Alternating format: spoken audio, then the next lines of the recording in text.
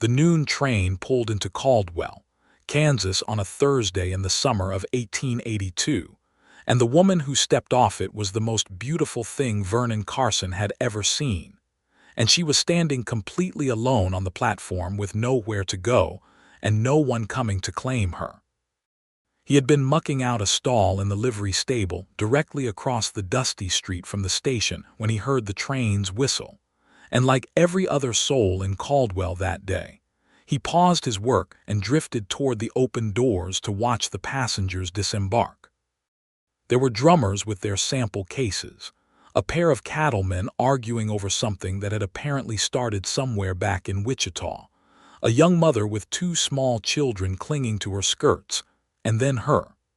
She came down the iron steps with a careful dignity that suggested she was trying very hard not to let anyone see how frightened she was. She wore a dress that was clearly her finest cream-colored cotton with pale blue flowers embroidered along the collar, and she carried a carpetbag in one hand and a small bouquet of dried wildflowers in the other, the kind of bouquet a woman might hold when she expected to be meeting someone important. Her hair was dark auburn, pinned up beneath a small hat that had probably been pretty once, and her eyes, even from across the street, caught the Kansas sunlight in a way that made Vernon forget he was holding a pitchfork. She was, without question, a mail-order bride. He had seen a few of them come through Caldwell in his time working at Dutton's livery. Usually there was a man waiting at the station, nervous, hat in hand, probably having shaved twice that morning, and the meeting was always awkward and brief before they headed off to the justice of the peace or sometimes the little church on Maple Street. But this woman stood on the platform and looked around, and nobody came. The other passengers collected their luggage and drifted away. The station master went back inside his booth. The train belched a great cloud of steam and began to ease back down the track toward its next destination, and the woman with the dried wildflowers and the carpetbag was still standing there. Vernon watched her set the carpetbag down carefully on the wooden platform. He watched her look up and down the main street of Caldwell, with an expression that was trying very hard to be composed, and was not quite succeeding. He watched her check a folded letter she pulled from her dress pocket, read it, look around again, and then fold it back up with the precise movements of someone keeping themselves from falling apart through sheer force of will. He should go over there. Every reasonable part of Vernon Carson's mind understood this clearly. She was stranded. She needed help. He was 28 years old. He had 2 working legs and a functioning mouth, and the distance between where he stood and where she stood was maybe 60 feet of packed dirt road. This was not a complicated situation, and yet he stood in the shadow of the livery doorway and did not move. Vernon had always been this way about women, about most things, if he was being honest with himself, though women were the particular category of thing that made him feel as though his boots had been nailed to the floor. He was not an ugly man, not by any stretch. He was tall and broad-shouldered from years of working with horses, with dark hair that curled a little at the temples when the summer was humid, and he had what old Mabel Hutchins at the boarding house called a kind face, which he supposed was a compliment even though it never seemed to do him any particular good. He just could not make himself do it.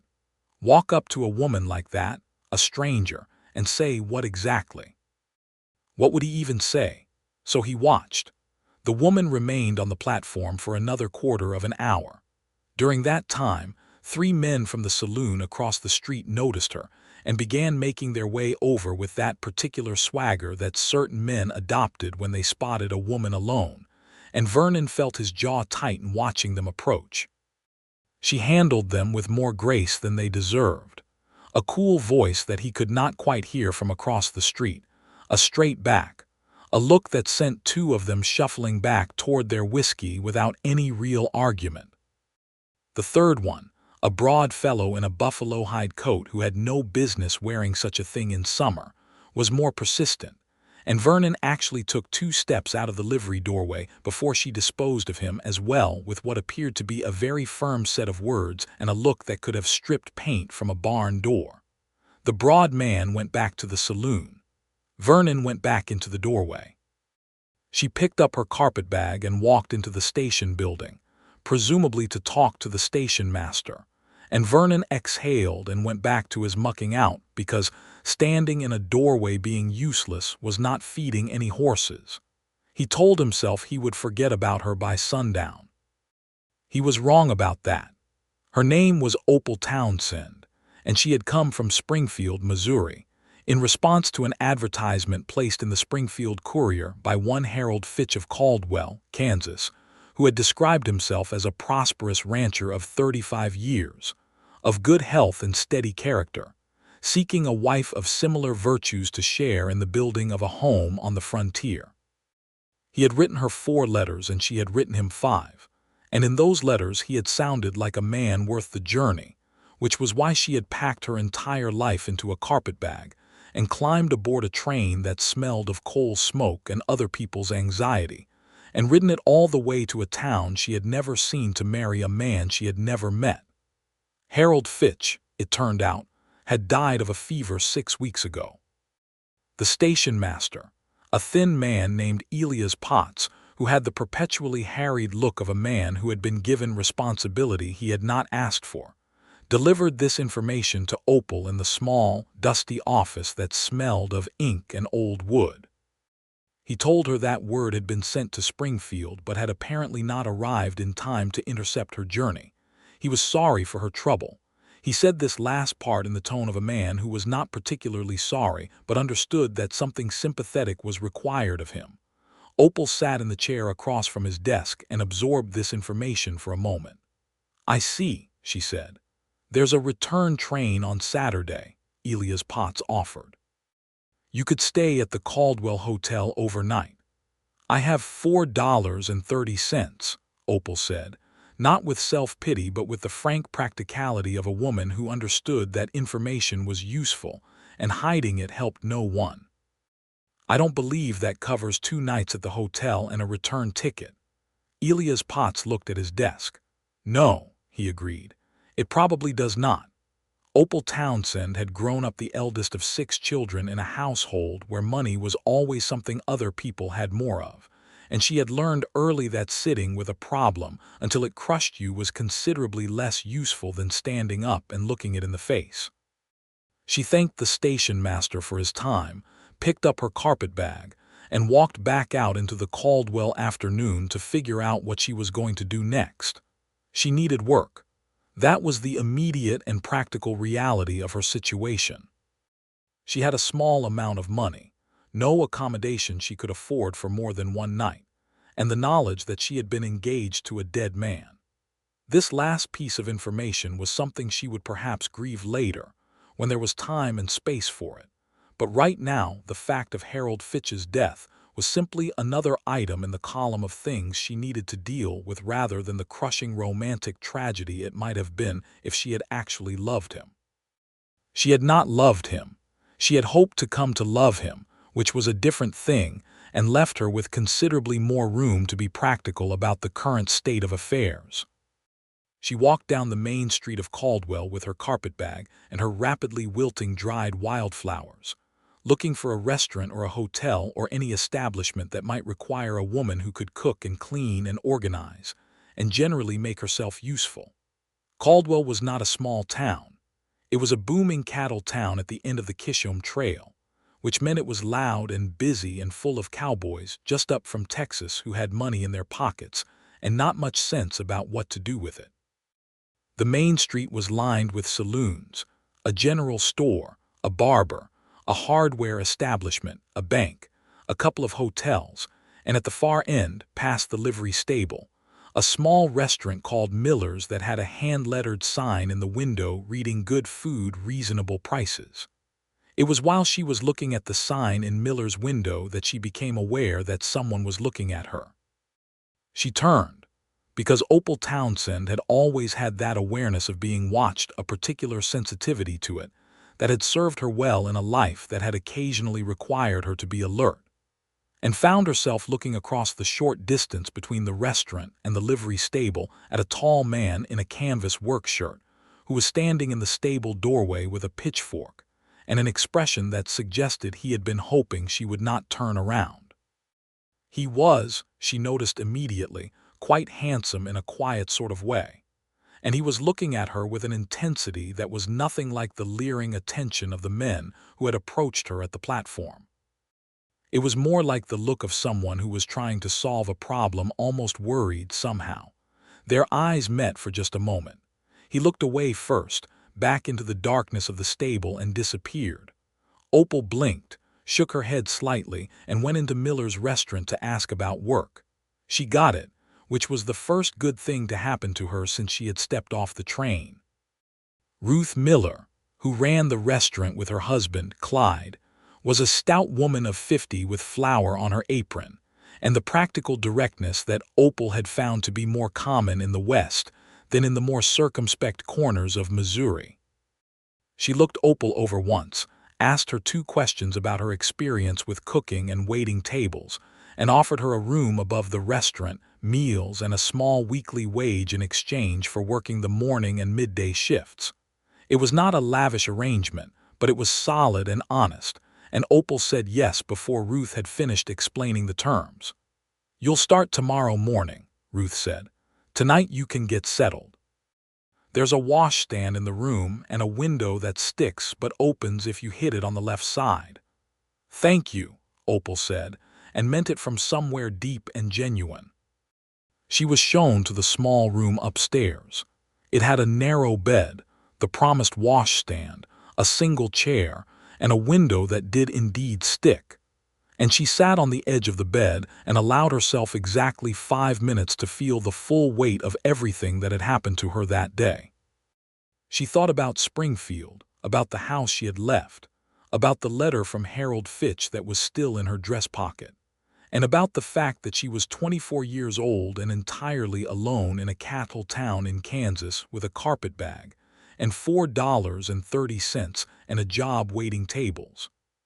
She felt the edge of tears, acknowledged them, and then squared her shoulders and stood up to unpack what she had brought with her, because feeling sorry for yourself was a luxury that kept company with idleness, and Opal Townsend had never much cared for idleness.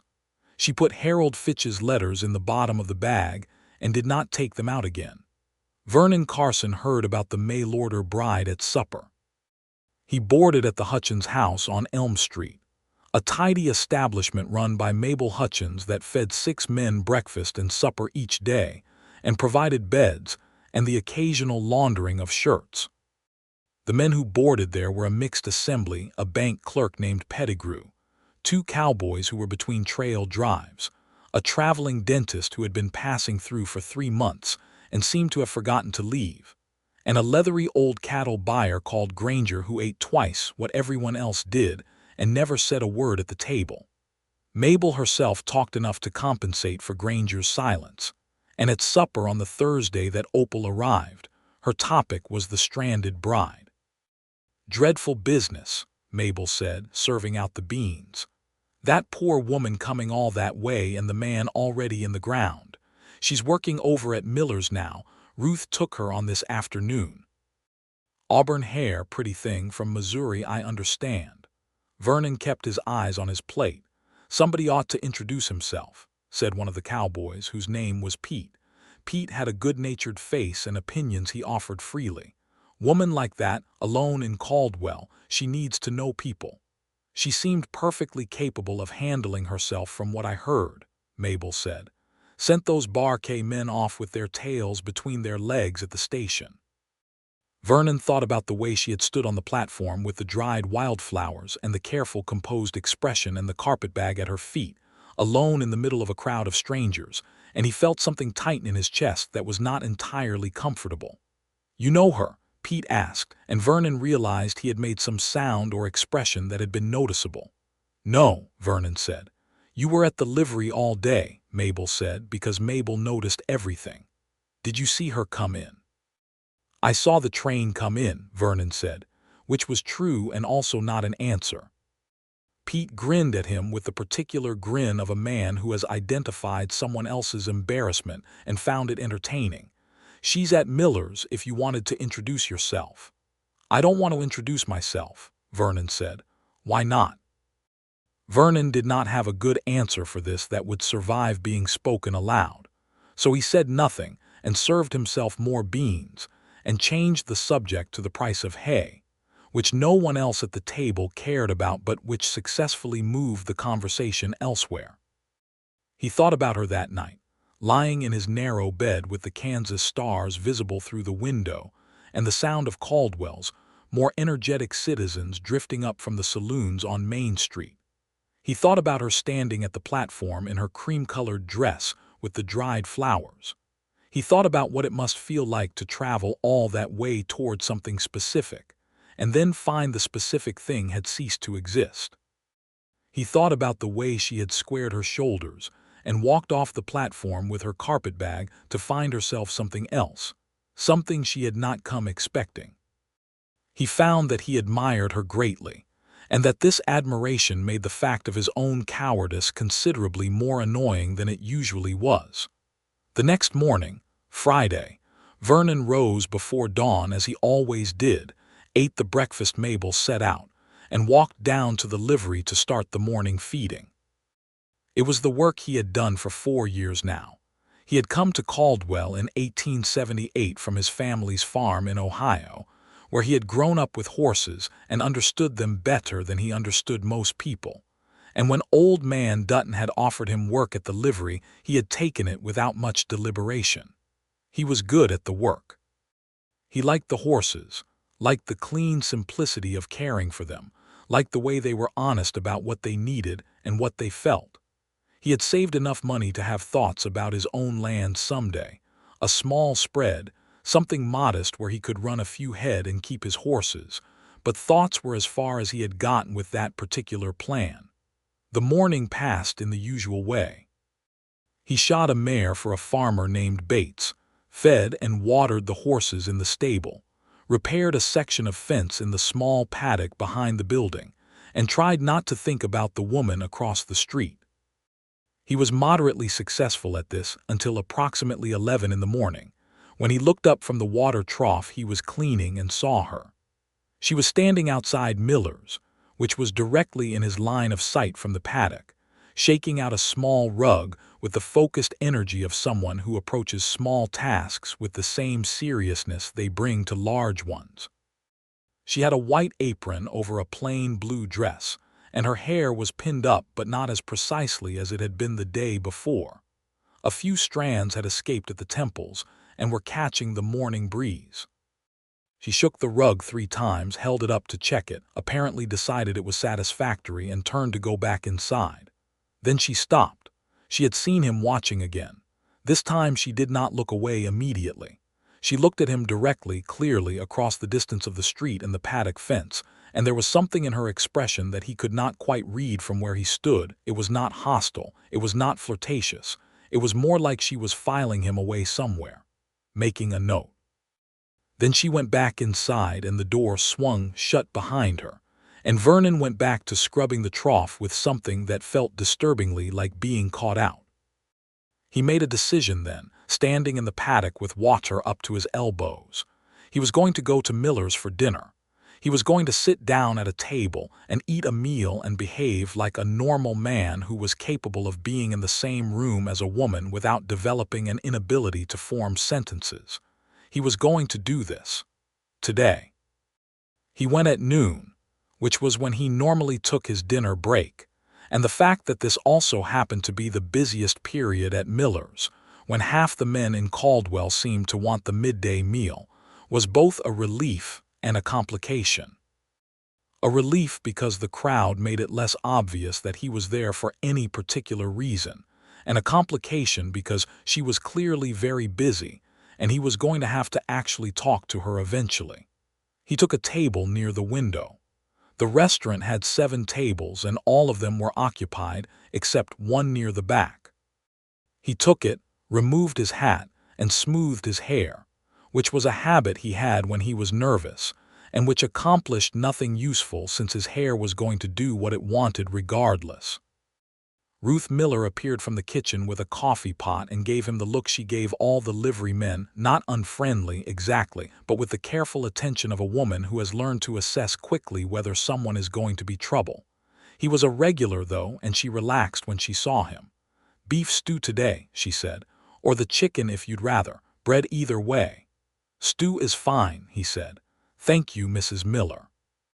She moved on to the next table, and Vernon looked at the other woman who was moving through the room with a full coffee pot in one hand and 2 plates balanced in the other, threading between the tables with a confidence that suggested she had either done this before or was extremely good at learning things quickly. She had a pleasant word for each table she stopped at, not the performative pleasantness of someone told to smile, but genuine brief exchanges that left the men at each table visibly more comfortable than they had been before she arrived. He watched her talk to old Granger, who never spoke to anyone, and actually get a short reply from him that involved something that was almost a smile. She came to his table last. Up close, he did not have elaborate vocabulary for beauty and had never trusted people who did, but she was quietly, wholly lovely in a way that hit him somewhere in the chest and made him very glad he was sitting down because his knees might have had opinions about the alternative. Her eyes were green, he discovered, a pale, clear green that caught the light coming through the window, and they were looking at him with a direct, almost amused expression. "You've been watching me," she said, filling his coffee cup. "You were in the livery yesterday and in the paddock this morning." He had not expected her to open with this, and the result was that his prepared conversational gambits, such as they were, vanished like water into dry Kansas ground. "Yes," he said, because lying seemed like a worse option than honesty, even though honesty was not noticeably comfortable. "And why is that?" she asked, tilting her head slightly in a way that told him she was genuinely curious rather than offended. "I saw you at the station yesterday," he said. "You were waiting for someone who didn't come, and then you handled it, and I thought—" He stopped. Started again. "I'm sorry I should have come over at the station when you were waiting." She looked at him for a moment, assessing, and he had the feeling that she was someone who listened carefully to how people said things as much as to what they said. "And why didn't you?" He was quiet for a beat too long, and she seemed to understand the answer without him having to construct it from words. "Well," she said, and the slight lift at the corner of her mouth was not unkind, "you're here now. My name is Opal Townsend." She held out her right hand with the forthrightness of a woman who had long since decided that waiting for formalities was a form of wasted time. He shook it. Her hand was warm and firm. "Vernon Carson. Are you going to eat actual food, Vernon Carson, or just coffee?" "Stew," he said. "Mrs. Miller mentioned stew." "She did, and it's good." She moved away to bring another table their order, and Vernon sat with his coffee and felt something that was not quite identifiable but was warmer and more unsettling than anything he had felt in a long time. When she brought his stew, she set it down and then said without prelude, "He died. The man I came to marry, Harold Fitch. He died 6 weeks ago of a fever, and nobody got the letter to me in time." He looked up at her. He did not know why she was telling him this, except that perhaps she was the kind of person who believed in stating facts plainly. "I'm sorry," he said. "That must have been a shock." "It was," she said, "but I find I'm more shocked by Kansas than by Harold Fitch, if I'm being honest. I didn't know him, really. 4 letters over 2 months. You learn some things from letters and not others. Will you go back to Missouri?" Something crossed her face, not quite sadness, not quite determination, something that lived between the two. "There's nothing to go back to that isn't here already," she said.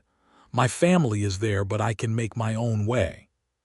She glanced at the kitchen, where Ruth was visible through the pass-through window. "Ruth's been kind. I'll stay until I've worked out what comes next." He ate his stew. It was good. He left a proper tip and said thank you when she cleared his table, and she gave him a look that suggested she had found the whole interaction mildly interesting in the way that new things sometimes are. He put his hat on and walked back across the street to the livery and told himself this was fine. He had done the thing. He had spoken to her. He had not made a complete fool of himself, which was more than he had managed with certain other women in his past. He went back to dinner at Miller's the next day. And the one after that.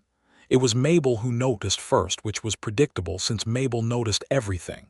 "You've been going to Miller's for dinner 3 days running," she said on Sunday evening, placing his supper in front of him with the pleased expression of a woman who has correctly identified a developing situation. "You never used to go there for dinner." "The stew is good," Vernon said. Pete, across the table, made a sound into his coffee cup. "Is it the stew?" Mabel asked. "Or is it the new girl?"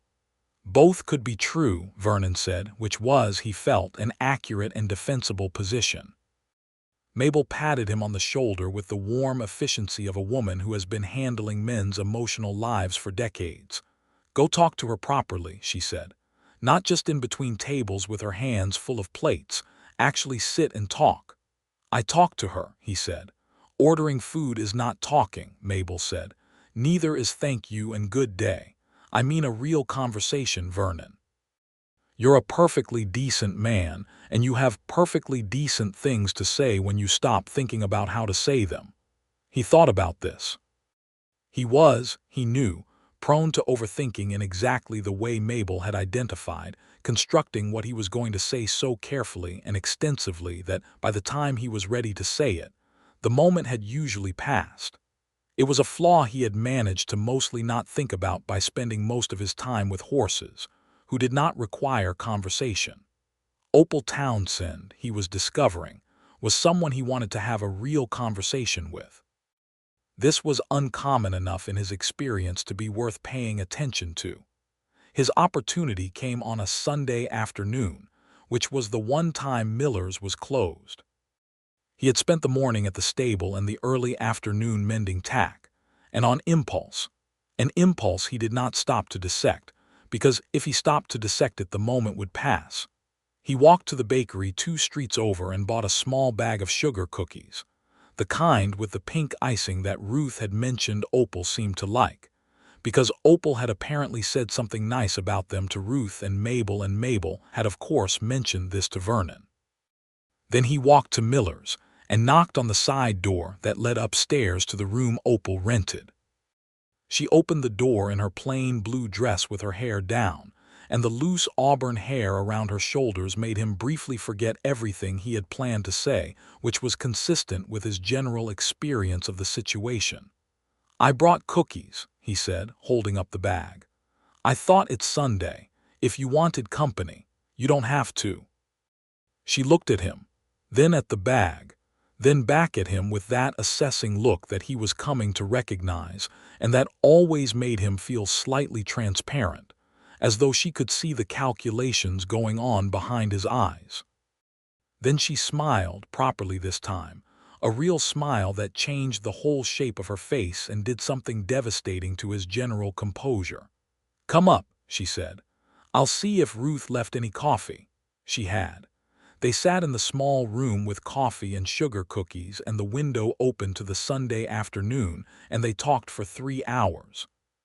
He learned that she was 24 and the eldest of 6, that she had worked as a seamstress in Springfield for 4 years because it was good money, and she was skilled with her hands, that she had 2 brothers and 3 sisters, and a mother who worried too much and a father who drank just enough to make Sundays tense. She had learned to cook because she was the eldest and someone had to, and she had learned to be practical because the alternative was despair, and she had never cared for despair. She learned that he was 28 and had grown up on a farm in eastern Ohio, and had come west partly because the farm was his father's and not his, and partly because something in him had always pulled toward the open spaces. The way the horizon in Kansas was so wide and unbroken that it felt like a promise of something. She asked him what he thought it promised, and he said he wasn't sure, maybe just room, and she said that was a good answer, that she understood wanting room. She told him about Harold Fitch without sentiment but also without pretending he had not existed. He sounded like a good man in his letters, she said. I think he was probably perfectly decent. I feel bad for his dying, genuinely. But I would be lying if I told you I was heartbroken. I was hoping for a decent life, and I would have worked to build one with him. That's not the same thing as love. What's the same thing as love? He asked, and then felt the back of his neck heat up because that had come out more directly than he had intended. She turned the coffee cup in her hands, thinking about it with the seriousness she brought to everything. I think it's when you want the specific person, she said at last. Not a husband or a wife in the general sense. The actual specific person. The particular way they are. That's what I would have hoped for eventually with Harold Fitch, but hope is not the same as having it. He thought about that for a while. Outside the window, Caldwell's Sunday afternoon moved in its quiet way, less noise than the weekday, fewer cowboys on the street, a dog sleeping in the shade of the hardware store across the way. "What made you come?" he asked. "To Kansas. I mean, what made you answer the advertisement?" She was quiet for a moment. "I was tired," she said. "Not physically tired, though that too. Just tired of the ceiling. The particular ceiling of a seamstress in Springfield with the family she already has and the life already arranged around her. I wanted something that was mine. I thought Kansas might be mine." "Is it?" She looked out the window at the street and the dust and the wide blue Kansas sky visible above the roofline. "I think it might be," she said. "I think I like it here more than I expected to. It's honest. It doesn't pretend to be something it isn't." He walked home at supper time feeling as though he had been somewhere significant without being able to say exactly where, like the feeling after a dream that leaves its quality on the whole day even as its particulars slip away. He asked her the following Sunday if she wanted to walk out to the edge of town, where the land opened up, and you could see the prairie properly without all the buildings interrupting it. She said yes, and they walked out along the creek road in the late afternoon, and she stopped and looked out at the flat golden immensity of the Kansas plains and said, "Oh," in a small quiet voice that suggested she had not been prepared for how beautiful it was, and he watched her face as she watched the horizon and thought that the particular expression she wore at that moment, open, surprised, moved, was something he would remember for a very long time. They began walking out together every Sunday.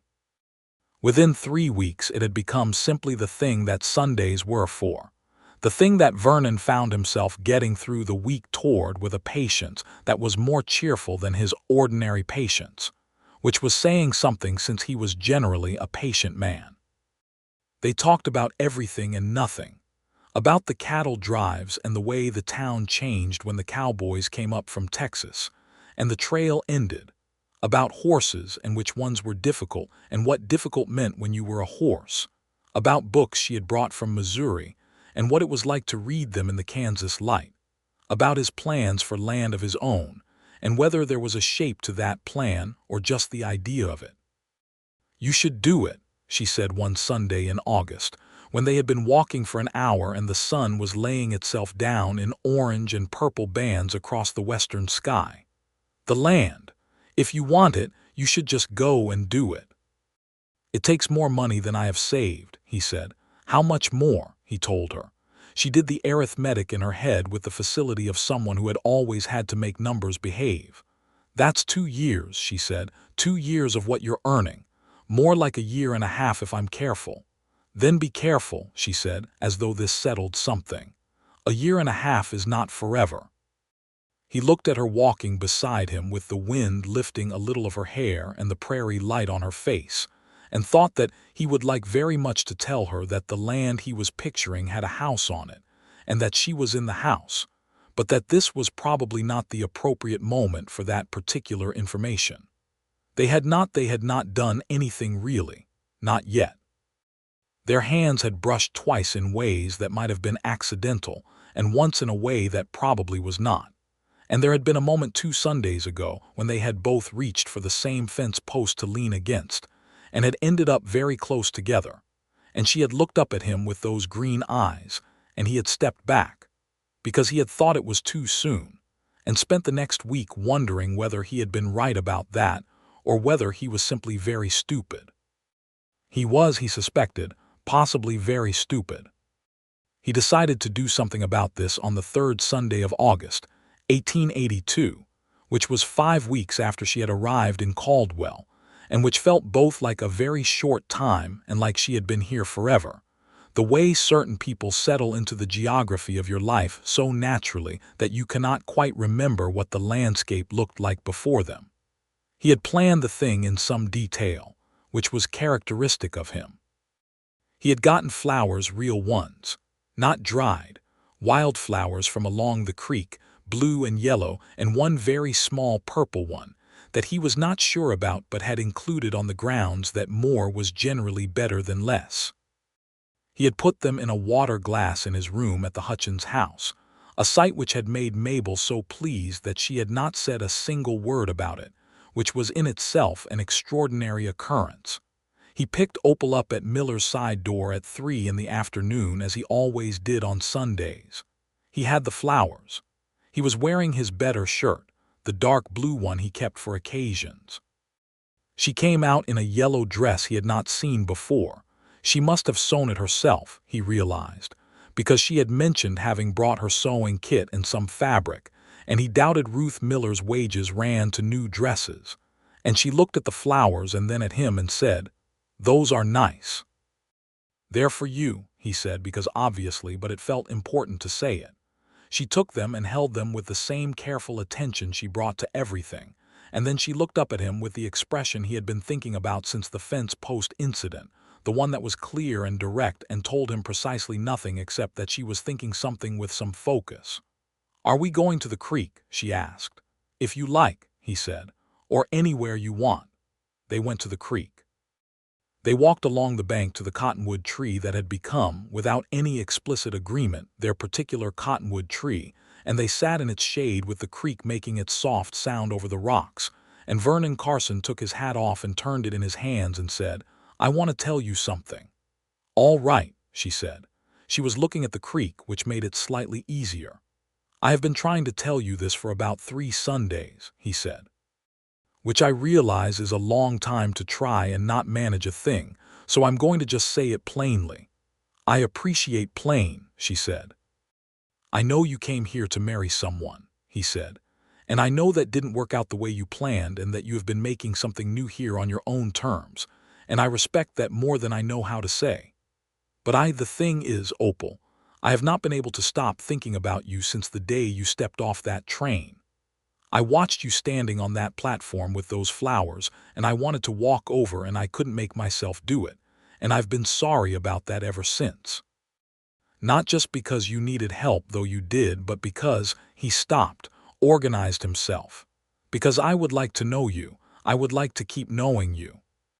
And I would like you to know that you are someone I feel very much for, and I am trying to say this without it being clumsy, and I don't think I'm succeeding." There was a silence. The creek talked to itself. A bird said something in the cottonwood branches above them. Opal turned and looked at him. The green eyes were steady and serious, and there was something warm in them that made his chest do a complicated thing. "Vernon," she said, "you have walked to my door every Sunday for 5 weeks with your good intentions and your careful conversation and your absolute inability to say anything directly, and I have been waiting for you to get here." He looked at her. "You have." "I'm not a patient woman by nature," she said, "but you're worth being patient for, somewhat," he laughed.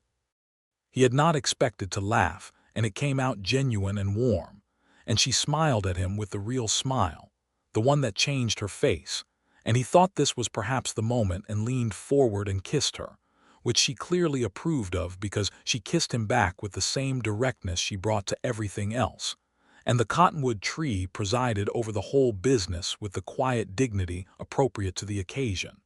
The following days had a different quality to them. Caldwell was still Caldwell, still loud and dusty, and full of cattle, and the particular organized chaos of a trail town at the height of the season. But Vernon moved through it feeling as though something essential had been settled, some fundamental question that had been taking up background space in his mind for as long as he could remember. He went to dinner at Miller's every day, and Opal brought his coffee with the slight private warmth in her expression that was different from how she looked at the other tables, and this small distinction felt enormous to him. They were seen together, of course.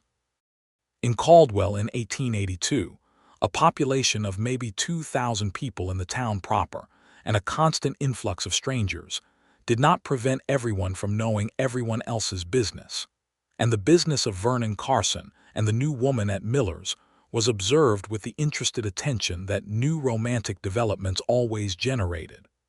Mabel was almost unbearably pleased, and expressed this by making his favorite breakfast 3 days running without comment. Pete from the boarding house slapped him on the back once and said simply, "Good man," which was both an endorsement and the entirety of Pete's emotional vocabulary on the subject. Ruth Miller, who had more investment in the question than most, watched them carefully for 2 weeks, and then told Opal one morning in the kitchen that Vernon Carson was a genuinely decent man who had been more or less alone since she had known him, which was 3 years, and that she hoped Opal was not going to be unkind to him. "I have no intention of being unkind to him," Opal said, turning the bread dough with the practiced efficiency of someone who thinks while her hands work. "He's the best man I've met in Kansas."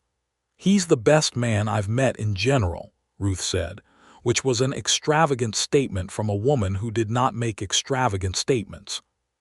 It was in September, 6 weeks after the kiss under the cottonwood tree, that the complication arrived. Complications in Caldwell often arrived on the train, which was fitting, since the train was how most things came and went in that part of Kansas. This particular complication arrived in the form of a man named Walter Goss, who stepped off the noon train on a Wednesday and presented himself at Miller's restaurant for dinner with the bearing of a man who does not consider it necessary to announce himself, because the world should already be aware of him. Walter Goss was Harold Fitch's attorney. He was from Wichita, approximately 45 years old, with a mustache that had been waxed to sharp points, and a way of looking at people that suggested he had catalogued them and found them adequate, nothing more. He ate his dinner with careful economy and then asked Ruth Miller, in a voice that assumed compliance, to send for Miss Opal Townsend. Opal came out of the kitchen where she had been helping with the afternoon prep, still in her apron, and looked at this man with the direct assessment that was her particular gift. "Mr. Goss," she said, since he had introduced himself to Ruth, "what can I do for you?" "There is a matter pertaining to the estate of Harold Fitch," Walter Goss said, "which involves you, Miss Townsend, in a peripheral way. Mr. Fitch, in his letters to you, made certain representations. His family disputes some of what was communicated in those letters and would like to ensure that no claims on the estate proceed from your direction." Opal looked at him steadily. "I have made no claims on any estate," she said. "I came to marry Harold Fitch. He was already dead, and I have since made my own way here. I want nothing from Harold Fitch's estate." "I'm glad to hear it," Goss said. "Nonetheless, his family in Wichita has asked me to obtain a signed statement to that effect. And if I don't sign," he smiled the smile of a man who enjoys the architecture of his own leverage, "the matter could become protracted and unpleasant," he said. "His family has considerable resources and a particular view of women who insert themselves into inheritance questions." Opal untied her apron with the precise, deliberate movements of someone maintaining perfect composure while experiencing considerable emotion beneath it. "I will sign your statement," she said, "because it is true and I have nothing to hide. But I will tell you plainly, Mr.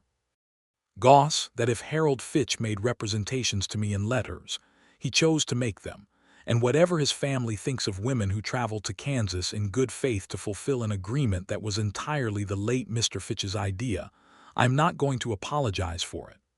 Walter Goss looked at her with something that was almost respect, not quite. "The statement merely, I said I'll sign it," Opal said. She did, that afternoon, in the parlor of the Caldwell Hotel where Goss had taken a room. Vernon was not there for this meeting because she had not told him about it until after, but when she did tell him that evening simply, factually, without drama, he sat very still for a moment and then asked if she was all right. "I'm angry," she said, "but not damaged. There's a difference." "What can I do?" he asked. "Nothing," she said. "I handled it. I just wanted you to know about it because I find I don't like keeping things from you." He looked at her across the small table at the back of the restaurant, where they were sitting after the dinner service had ended with the remains of 2 cups of coffee between them, and he felt with absolute clarity that this was the specific person. Exactly this, the way she handled things, the way she was angry and intact at the same time, the way she told him because she found she did not like keeping things from him, which meant she had noticed what was between them and had chosen it deliberately, with full information. He thought that Harold Fitch, whoever he had been a fool to die before meeting her, because if he had met her he would have understood what he had arranged for himself. But then Vernon thought, if Harold Fitch had lived, Vernon himself would not be sitting here, and this thought was followed immediately by guilt that he set aside as honestly as he could. "Opal," he said. "I know," she said, which was possibly the most astonishing response to his particular silence that he had ever received. "What do you know?" he asked. "I know what you're about to try to say," she said. She wrapped both hands around her coffee cup and looked at him with the level green eyes that always made him feel like she could see through the skin of things to whatever was genuinely happening underneath. "And I want to tell you that you don't have to plan it for 3 Sundays. You can just say it." He reached across the table and put his hand over hers, over the coffee cup, and she turned her hand and held his. It was evening and the restaurant was empty and the light was going golden and soft outside the window. "I love you," he said. "I think I have loved you since the platform," which I understand is an unusual thing to say about a woman you hadn't met yet, but I was watching you stand there and handle being alone and I thought, that's someone worth knowing. And then I got to know you and I was right. She squeezed his hand. Her eyes were bright. "I love you too, Vernon Carson," she said. "Even though you made me wait entirely too long." He laughed. She laughed. And it was, he thought, the simplest and most complete thing that had ever happened to him. He asked her to marry him on the first Sunday of October, 1882, under the cottonwood tree where he had first kissed her, which he felt was appropriate. The afternoon was cool and golden, the kind of Kansas October afternoon that almost excused the brutal summers, and he had been nervous about it in the way he was nervous about most things involving direct declarations. But when the moment came, it was not like his usual nervousness at all. It was more like standing at the edge of a familiar body of water and knowing it was safe to step in. He did not have a ring. He had thought about a ring, and then he had thought that he would rather ask her first and find out what she actually wanted than present her with something that might not be right. He had been right about this because when he said, "I don't have a ring, I thought I'd ask you what you actually," she said, "Good," immediately and with evident sincerity. "Will you," he said, "marry me? I have been trying to save for land and I am not rich by anyone's measure and I work in a livery stable and I know this is not—" "Yes," she said, "I haven't finished." "You've said enough," she said. "Yes, I will marry you." He put his arms around her, and she leaned into him under the cottonwood tree with the prairie wind moving through the branches above them and the creek saying its quiet thing over the rocks, and he thought that this was what the horizon had been promising. Not just room. This.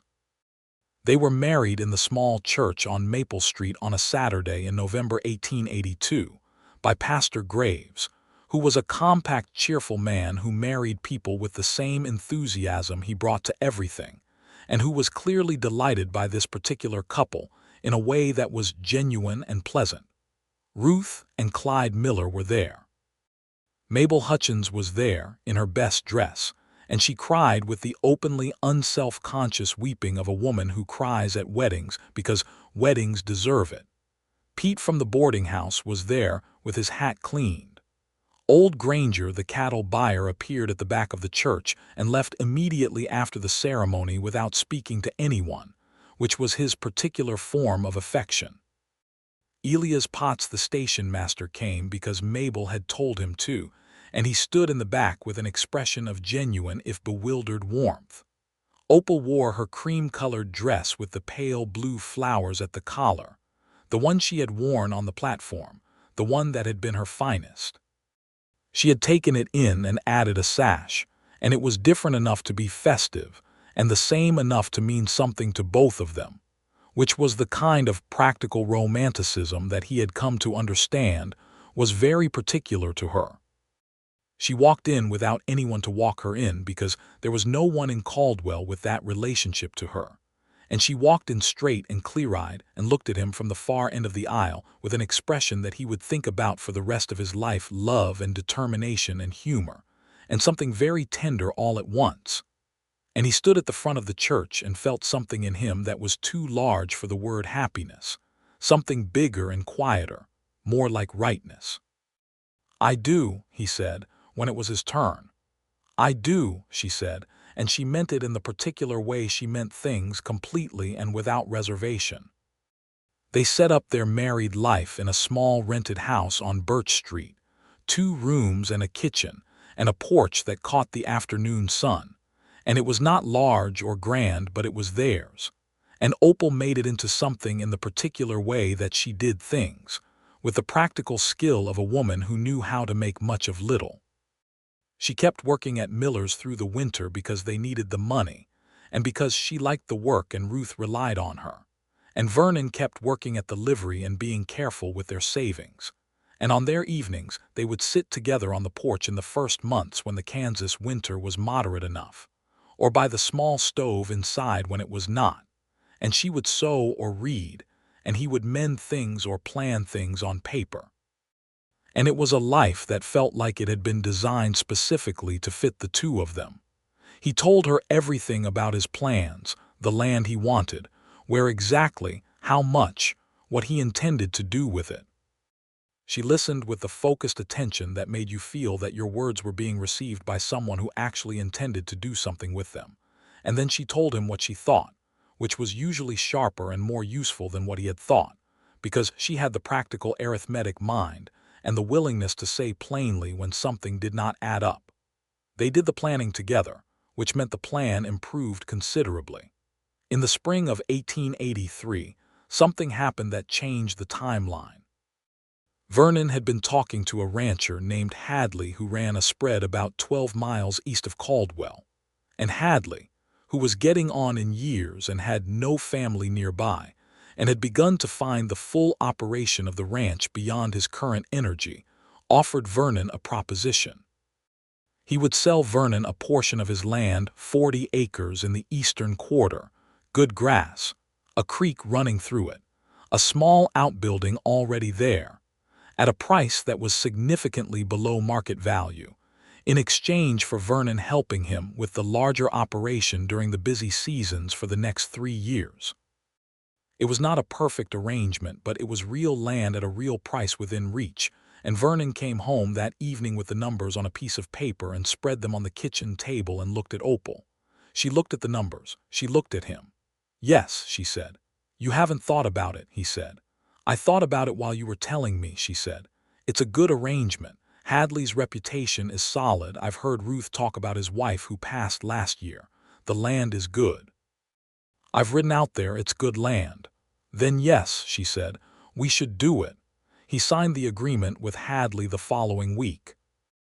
On a Thursday, which was the same day of the week that Opal had arrived in Caldwell on the train the previous summer, a fact that Vernon noticed and mentioned to her, and that made her laugh.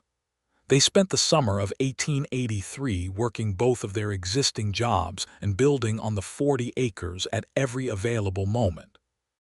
Vernon had skills with construction from his farm upbringing, and he put them to use, laying a foundation for a proper house beside the existing outbuilding, while Opal continued at Miller's and directed operations at the building site on Sundays, with the combination of practical vision and absolute willingness to get her hands dirty that characterized her approach to everything.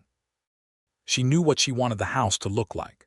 She knew how many windows and where, how the kitchen should be arranged, the dimensions of the room she already thought of as the one where children might eventually sleep. She communicated all of this to Vernon with the clarity and specificity of someone who has been imagining a thing for long enough that it has taken on precise dimensions in the mind. He built her exactly what she described. He was better with his hands than he had ever given himself credit for, and he found that building the house with her vision guiding it, and her presence making the whole enterprise feel purposeful, was different from any work he had done before. It felt like making something rather than just doing a job. Old Hadley rode out one Sunday in August and watched them working and said, with the laconic directness of a man who has spent 70 years not wasting words, "She's a good one," in Vernon's direction, which was the kind of declaration that passed for a substantial speech from Harold Hadley. "I know," Vernon said. "Don't forget it," Hadley said and rode back. They moved into the house in October 1883, 1 year after they had married. It was not finished. The second room still needed its floor properly laid, and the porch railing was not up yet. But the essential structure was there, weatherproof and solid, and Opal walked through it on the first evening with a lantern and touched the walls and the window frames and the kitchen shelf that Vernon had built to the exact measurements she had specified, and he followed her through the rooms watching her face. She stopped in the main room and held the lantern up and looked at the ceiling, and then at him. "This is ours," she said. "It was not a question. All of it," he said. She set the lantern on the floor and walked to him and put her arms around him, and he held her in the middle of the room. They had made together on the land, they had decided on together in the life, that had started with her stepping off a train into a town where nobody was waiting for her. And he thought that the sequence of events that had led to this moment was so improbable and specific and exact that it seemed less like luck and more like the kind of thing that was always going to happen if you just got yourself in the right position to let it. She was expecting their first child in the spring of 1884.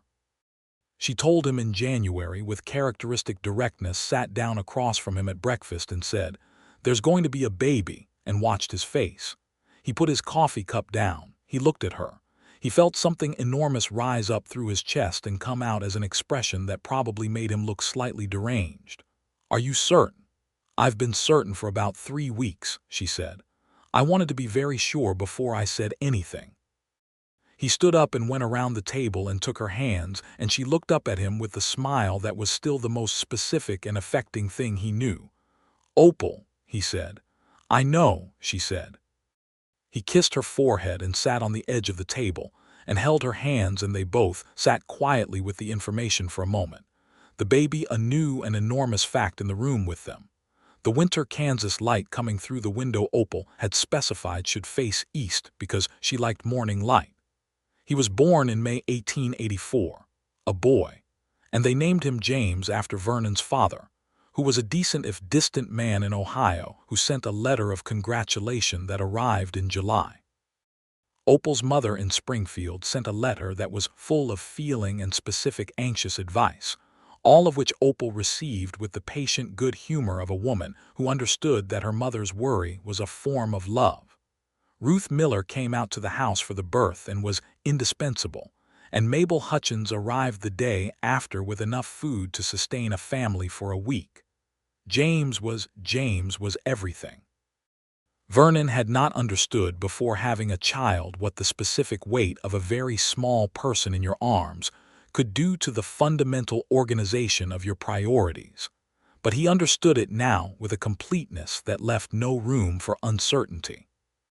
He was a dark-haired baby like Vernon, with Opal's green eyes, which was an arrangement of features that seemed deeply correct somehow, and he was loud and opinionated about his preferences from the very first day, which was extremely Opal.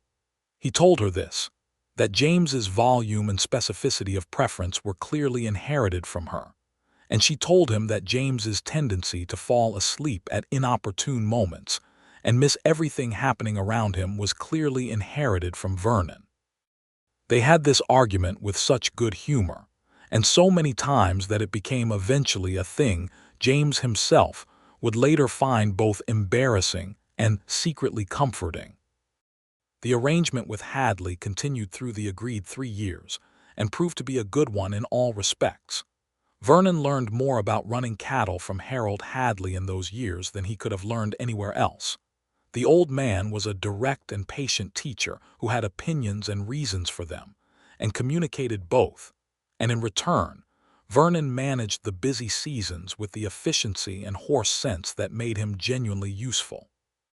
By 1886, when the arrangement concluded, the Carson property had expanded by another 20 acres, purchased from a neighboring family that had decided Kansas was not for them, and Vernon ran a small but solid herd of his own. Opal had stopped working at Miller's in 1884 when James was born, but Ruth Miller remained a close friend, and the two women saw each other regularly.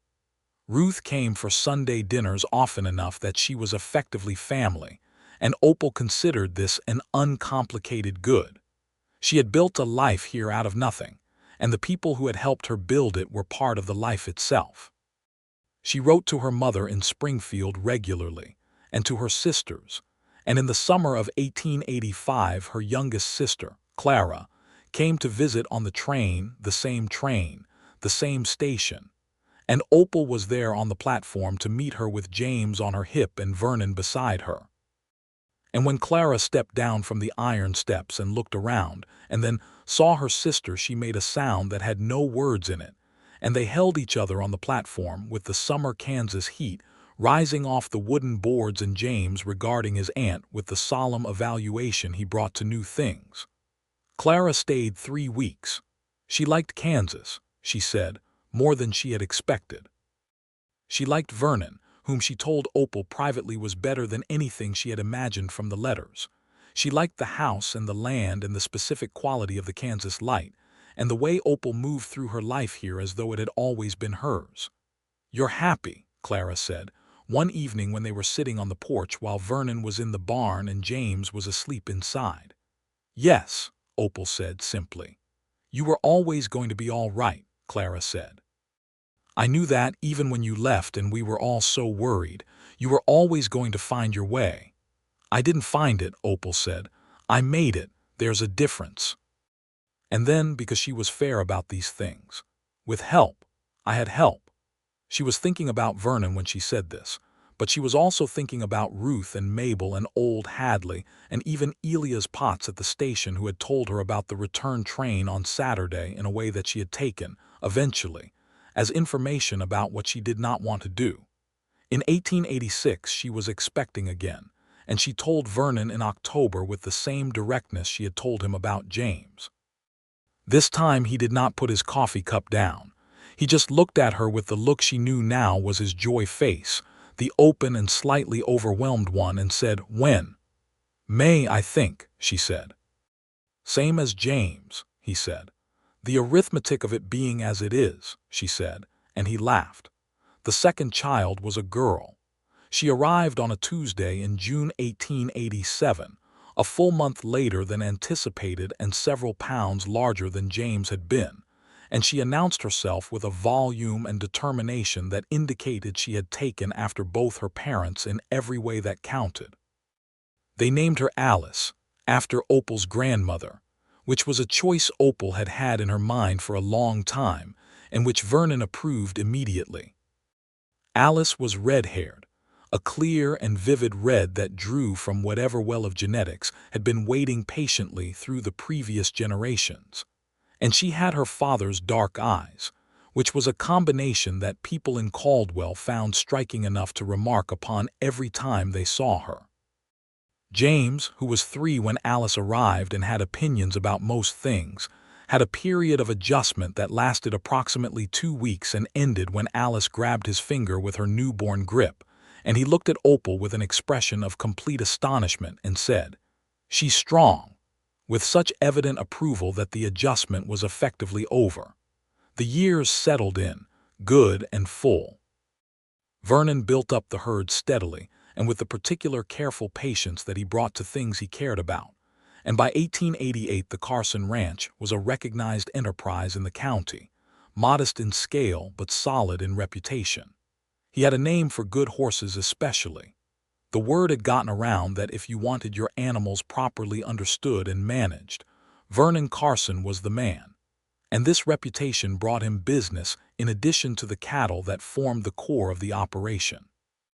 Opal managed the household accounts with the arithmetic precision she had always had, and the strategic mind she had developed through years of managing things that needed to be managed. And between them, the finances were always honest and usually sufficient, and occasionally more than that. She also took in sewing, in the years when money was tighter, because her hands knew the work and she was faster at it than most, and she did not consider any honest work beneath her. This was something Vernon observed with a feeling that was both deep admiration and a particular protective tenderness, a wish that she never had to take in the extra work even though he knew she did not consider it a hardship. He told her this once, clumsily, that he wished he could make it so she didn't have to, and she looked at him with the expression that meant she was about to set something straight. "Vernon," she said, "I took in sewing in Springfield for 4 years because it was what I had. I take in sewing here because it's useful and I'm good at it. Those are not the same situation, and I will not have you feel guilty about the one on account of the other. I just mean." "I know what you mean," she said, "and it's kind, but I am not someone who needs to be spared from work. I need work. I like work. It is you who worries too much about my worrying." He thought about this. "That's probably true," he said. "Definitely true," she said, and went back to her sewing.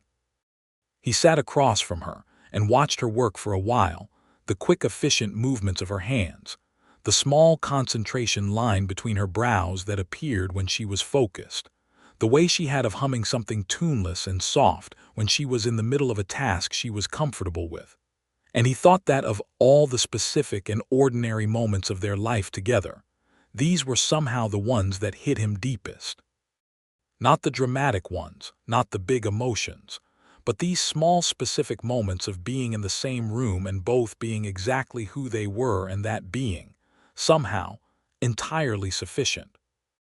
In 1889, Kansas was in the middle of the cattle industry changes that were remaking the whole economy of the trail towns, and Caldwell, which had lived and breathed on the cattle trade since before Vernon had arrived, was feeling the pressure of it. The great trail drives were tapering off, the railroads had pushed further west and south, and the economics of driving cattle all the way up from Texas to Kansas were shifting beneath the industry's feet. Some men who had built their livings on the trade were struggling, and Vernon watched it carefully and adjusted what he did accordingly, shifting more of his operation toward the horses that were always in demand regardless of the cattle situation, and building relationships with the farmers who were arriving in increasing numbers now that the Homestead Act had been in effect long enough for the country to fill in some. He had a conversation with old Elias Potts at the station in the fall of 1889, meeting him on the main street of a Caldwell that was noticeably quieter than the Caldwell of 1882, and Elias said with some philosophical resignation that the town was changing, that the wild days were over, that it was becoming more of an ordinary place. "Is that a loss?" Vernon asked. Elias thought about it. "Some things," he said, "the energy, but some things not. Some things that were ordinary about those wild days were not what you'd call improvements." Vernon thought about the men who had approached Opal on the platform in the summer of 1882, and the Walter Goss of the world, and the particular ways that women alone in cattle towns were made to feel the precariousness of their situation, and he agreed that not everything about the wild days deserved to be mourned. In the fall of 1890, Opal's mother in Springfield became ill, and Opal took the train back to Missouri with Alice, who was 3, leaving James, who was 6 and in school, with Vernon. She was gone for 5 weeks, which was the longest they had been separated in all the years of their marriage, and Vernon discovered that the house, which had been built to her specifications and filled with her presence, had a quality without her that was not quite emptiness, but was the particular absence of the thing that made it itself. He got through the 5 weeks with work and James's excellent and demanding company and letters back and forth that were more directly tender than their ordinary conversation, because letters allowed a kind of saying that the in-person version of themselves sometimes approached only obliquely. Her mother recovered, partially.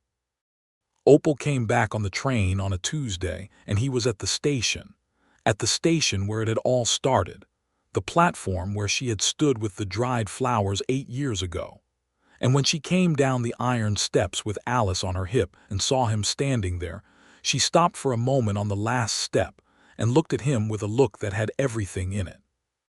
And then she came the rest of the way down, and he took Alice from her and put his free arm around Opal, and she leaned into him, and he said into her hair, "Welcome home." "Home," she said, and there was a particular weight of meaning in it, the weight of a word that had not always meant the same thing and now meant exactly this. They stood on the Caldwell platform in the fall of 1890, the man from the livery and the woman from the train, 8 years and 2 children and 40 acres and a house, and a life on from the day he had stood in the doorway too afraid to walk over. He had walked over eventually. It had taken him a week instead of a minute, which was probably his own personal record for lateness, but he had gotten there. "You know," she said as they walked away from the platform toward where the wagon was tied, "I've thought about that first day, the day I came here." "So have I," he said. "I saw you," she said, "in the livery doorway both times. I knew you were watching." He glanced at her. "I know you knew. I thought," she said, "that you were either very rude or very shy, and I decided it was probably the second one." "It was the second one," he confirmed. "I know. And then you came to Miller's, and you were the most carefully, painstakingly polite person I had ever seen, and I thought," she was smiling. He could hear it in her voice even though he was looking ahead at the street. "I thought, I will wait for him to get to where he's going, because where he's going seems like somewhere worth being." He stopped walking. She stopped beside him. He looked at her there in the fall light of Caldwell's Main Street, with Alice regarding the world from her position against his shoulder, and the town moving around them in its ordinary changed and changing way, and he felt the full weight of the 8 years and the life and the specific enormous good fortune of being loved by Opal Townsend in all her particular directness and clarity and grace. "I'm glad you waited," he said. "So am I," she said. "Now let's go home." The years that followed were good ones. They added to the house, a proper parlor eventually, and a third bedroom when it became clear that the family was not finished with itself. Their third child, a boy, arrived in the spring of 1893, and they named him Thomas, which had been Opal's grandfather's name on her mother's side, a nod to Springfield and to the family across the miles. Thomas was the loudest baby yet, and had a calm that settled over him around his 3rd month and stayed, an equable and observant child who watched the world with his mother's green eyes and his father's patient quality of consideration. James, by then 9, was already unmistakably his father's son in the working sense. He loved the horses with the completeness of a child who has found the thing they are for, and Vernon took him to the barn every morning before school and let him help with the feeding and the brushing, the small responsible tasks appropriate to his age. And the pleasure James took in this was the particular pleasure of a child who has been given something real to do and found themselves capable of it. Alice, 6 when Thomas arrived, Alice was her own complete thing, which was perhaps the only way to put it. She had opinions and expressed them. She had preferences and pursued them. She had the auburn hair and the slight lift of Opal's chin when she had decided something, and she made friends with ease and managed those friendships with a natural authority that was sometimes startling in a child. Opal watched her daughter and sometimes said nothing for a moment in the specific way that meant she was feeling something strongly. Vernon would notice and wait, and eventually she would say something small and true about it, about recognizing yourself in your child and finding that recognition both familiar and entirely new. "She's going to be remarkable," Opal said once, watching Alice from the porch as Alice organized the other children in the yard into some game of her devising with the confidence of a general. "She already is," Vernon said. "She gets it from somewhere," Opal said with a slight smile. "I think we both know where," Vernon said. Opal looked at him. He looked at her. And they left it at that because it was said and true and the afternoon was good. In 1894, Vernon went back to Caldwell's Main Street and walked into the shop of a jeweler who had set up business there in the recent quieter years, and he bought Opal a ring. A small ring with a green stone that was the color of her eyes, nothing extravagant, but chosen with the specific intention of someone who knows exactly what they are looking for. He had never given her a ring. They had married with plain bands, both of them, and this had been entirely right for where they were at the time. But 12 years in, with James 10 and Alice 7 and Thomas a solid cheerful 1-year-old, he thought it was perhaps time to give her the thing he had not had the money or the thought for in the beginning. He gave it to her on a Sunday. Under the cottonwood tree, which was still there, still theirs, grown considerably taller now, the creek still doing its work below it. They had come out without the children. Ruth Miller had the children for the afternoon, in the easy arrangement of people who have been family to each other long enough to not need to explain the logistics. He took the ring out of his shirt pocket and held it out to her. She looked at it and then at him. Her expression did something complicated and private that he had learned over 12 years to recognize as the thing she did when she was moved beyond her usual composure and was deciding how much of that to let show. "What is this for?" she asked, softly. "It's for you," he said. "It's the ring I would have given you if I'd had anything worth giving in 1882. She took it carefully from his hand. She looked at it in the Kansas October light. The green stone caught the sun. "Vernon," she said. "Will you," he said, "marry me again, the same way, the same terms, you and me?" She looked up at him with the green eyes that were the same shade as the stone, which was the point, and she was smiling the real smile, the one that had first unraveled him in Miller's restaurant on the day she brought him his coffee and asked him plainly why he had been watching her. "I do," she said. He put the ring on her finger. She put her hand against his chest. They stood under the cottonwood tree with the creek and the prairie and the whole wide Kansas sky around them, and they were exactly where they were supposed to be, had perhaps always been supposed to be, in the particular way of things that seem inevitable only in retrospect but feel, when you are standing in them, like nothing so much as home. The autumn settled in around them warm and unhurried. They walked back from the creek in the late afternoon light, her hand in his, the ring catching occasional gleams where the sun hit it through the trees, and the walk back to where the wagon waited was easy and familiar, the walk of two people who have walked a great many miles together and have a great many more to walk, and find this prospect not daunting but deeply and fundamentally good. James grew into the horsework with the steady commitment of someone for whom it was never a question. By the time he was 14, he was the best young horseman in the county, according to several people whose judgment on the matter Vernon considered reliable, and by 16, he was training horses for neighboring ranchers with a skill and a gentleness that was entirely his own but that had started, Vernon knew, in those early mornings in the barn with the small tasks, and the responsibility extended carefully, one day at a time.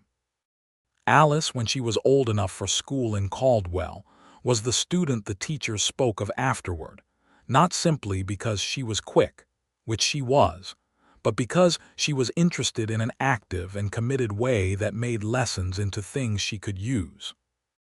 Opal drove her into town for school 3 days a week and sometimes stayed to help Ruth at the restaurant during the hours Alice was in class, and the arrangement suited everyone and kept the connection between their lives at the ranch and their lives in Caldwell intact in the way that Opal had always understood was important.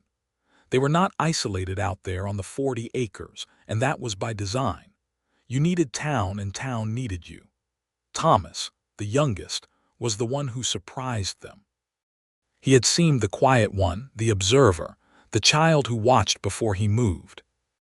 But when he was 5, he climbed into the wagon seat while his father was occupied with a fence, and drove the wagon a full quarter-mile down the ranch road before Vernon noticed.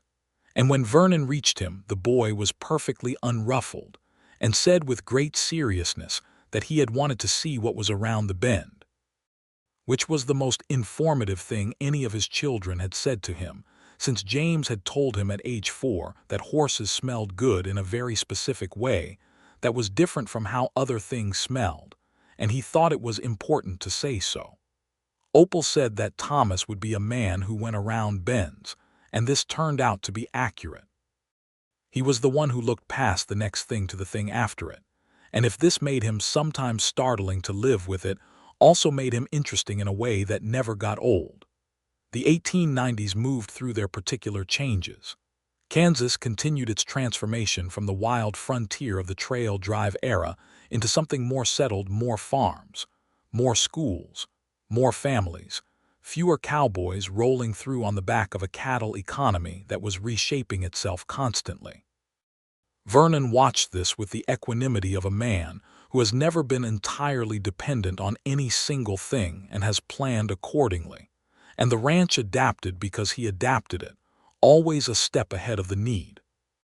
Opal's mother passed in 1896, and Opal took the train to Springfield one last time for the funeral, coming back with a small box of things from her mother's house: a locket, a set of embroidered handkerchiefs, a book her mother had kept by her bed. She put them in the chest in their bedroom and did not talk about them much, but Vernon knew they were there and knew what they meant, and sometimes, late in the evening when the house was quiet, he would sit beside her, and she would lean against him, and that was enough. Her sister Clara came west in 1897 and stayed this time. She married a schoolteacher in Caldwell named Morris and had 2 children and became, effectively, part of the fabric of the Carsons' lives in the way that good family becomes part of a life present and useful and genuinely wanted. Alice and Clara's daughter Sarah became inseparable in the way of young girls who have recognized in each other a kindred particular stubbornness. And the 2 families shared the Sundays and the work and the small, ordinary ceremonies that make a life feel held. Old Hadley died in the spring of 1898 at the age of 81 in his bed at peace, which was, Vernon thought, about as good an ending as a man could arrange. He had outlived 2 of his old hands and his wife, and most of the era that had made his kind of life possible, and he died in the country he had chosen, which was more than many men got. Vernon attended the burial in Caldwell with the genuine and simple grief appropriate to a man who had been genuinely and simply important in one's life, and he said as much to Opal afterward, and she held his hand, and said Hadley had been a good man, and that was the real thing to say about someone. Ruth Miller sold the restaurant in 1899 after Clyde's death, and moved into a smaller house on the edge of Caldwell, where she kept a garden of an ambition and complexity that surprised everyone who saw it, including Ruth herself. Opal visited her twice a week, and sometimes they worked the garden together, and sometimes they just sat, and it was the kind of friendship that did not require quantity to be sufficient. They had started as employer and employee, and become something closer and more lasting, and neither of them had needed to name it to know what it was. In the first year of the new century, 1900, James was 16 and spending more time at neighboring ranches than at home, which was appropriate and good, and Alice was 13 and reading everything she could lay her hands on with a particular focus on anything about medicine, which she had told her parents she was interested in, with the calm certainty of someone reporting a fact rather than asking a permission. Opal received this information with the stillness she brought to things that moved her, and then said, "Then you should pursue it, and let no further distance grow between the statement and the support." Vernon, who knew that the paths available to a girl who wanted to pursue medicine in 1900 were narrower than they should be and harder than they deserved, said the same thing with the same conviction, because Opal had modeled for him years ago the particular stance of standing behind a person's wish for room to be who they were, and he had learned from watching her. He was 46 in 1900, and felt, honestly, the same as he had felt at 30, perhaps more settled, perhaps more sure of himself in the specific way that years of being right about some things builds a kind of ballast, but not diminished, not worn.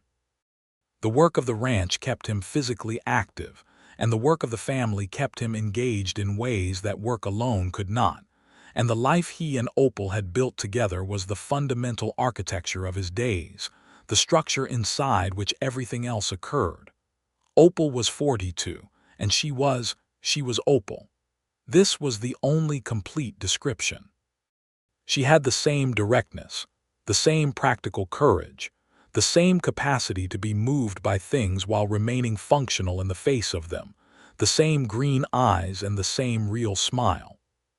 She had some threads of gray now in the auburn hair, which was still pinned up in the mornings and sometimes loose in the evenings when the house was quiet, and he found the gray threads no less affecting than the original color had been, which was either a reflection of his constancy, or of the fact that things that have been beautiful for a long time develop a beauty of their own that is layered and richer than what was there at the beginning. He told her this once, the gray threads thing, and she looked at him with an expression that was half amused and half genuinely tender. "You really are the most specific and unexpected man," she said. "Is that a complaint?" he asked. "It is absolutely not a complaint," she said. There was a Sunday in the spring of 1901 when they went out to the creek together, without the children, who were old enough now to not need constant attendance. They went back to the cottonwood tree, which was a proper large tree now, its roots down deep in the creek bank, its shade extensive and generous. Opal had brought a blanket and they sat under it in the spring afternoon with the Kansas sky doing its particular thing above them, the colors that always seemed larger in Kansas than they had any right to be. They sat for a long time without saying much. The creek talked. A red-tailed hawk made a long, slow circle overhead. "Do you remember," he said, "the day I came to dinner at Miller's the first time? You smoothed your hair," she said. "You did not need to do that, your hair was fine." "I was nervous," he said. "I know, I could tell from across the room. You sat in the corner like you were thinking about leaving every 30 seconds. I almost did leave," he said, "twice." "I know," she said again. "I was hoping you wouldn't." He looked at her, the afternoon light, the ring on her hand. The woman who had stepped off a train into an empty platform and made a life out of what she found there, out of nothing and will, and the particular clear-eyed courage that was hers. "I am very glad I didn't leave," he said. "Yes," she said. "So am I." She leaned against him in the way she had leaned against him the first time, under this same tree, 19 years ago. He put his arm around her. The hawk made another pass and climbed higher and was gone. The creek continued at its work with the absolute patience of something that has been doing the same thing for a long time and finds this a reasonable way to spend existence. James would eventually take over much of the ranch work, which was exactly what James wanted.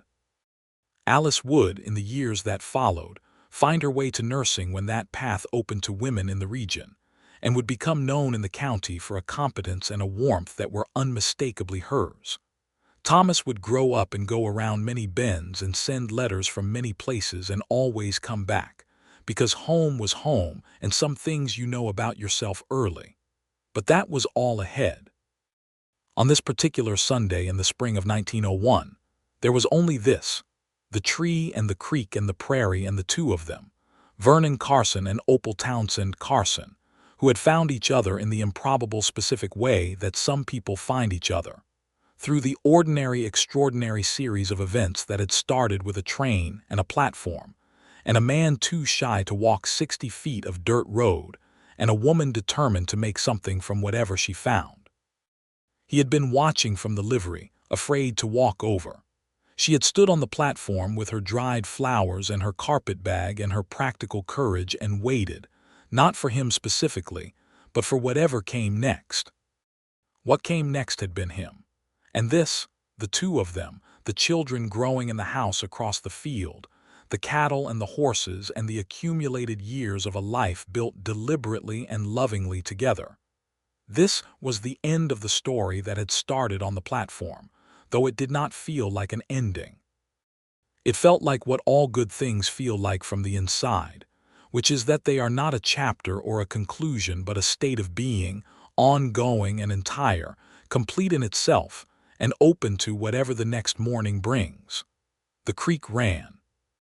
The hawk came back, lower this time, and Opal lifted her head and watched it until it disappeared into the distance, and Vernon watched her watch it, and neither of them needed to say anything at all. They were home. They had always been going to get here. It had just taken a train and a platform and a livery doorway and 60 feet of dirt road and one man finally, eventually, in his own good time, walking over. And it had been worth every step.